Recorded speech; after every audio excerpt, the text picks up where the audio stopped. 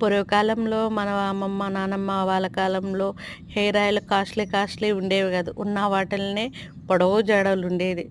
కొబ్బరి నూనెలో మెంతులు వేసి మాడకుండా, బ్రౌన్ కలర్ రాకుండా చూసుకొని, మంచిగా హెయిర్ లాంగ్ ఉందా, షార్ట్ ఉందా అని కాదు.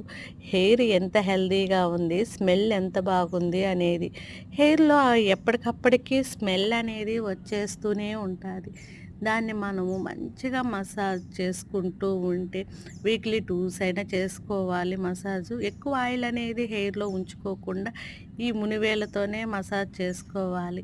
మసాజ్ చేసుకున్న ప్రతిసారి మనము అగైన్ పర్సన్ మనకి మసాజ్ చేస్తున్నారు అన్నట్టుగా ఫీల్ అవుతూ చేసుకోవాలి. మన హ్యాండ్స్‌తో మనం చేసుకునేటప్పుడు కొంచెం జాగ్రత్తగానే చేసుకోవాలి. ఏందంటే ఎక్కువసేపు మసాజ్ అంటూ మనం చేసుకోలేము కాబట్టి అందుకోసం.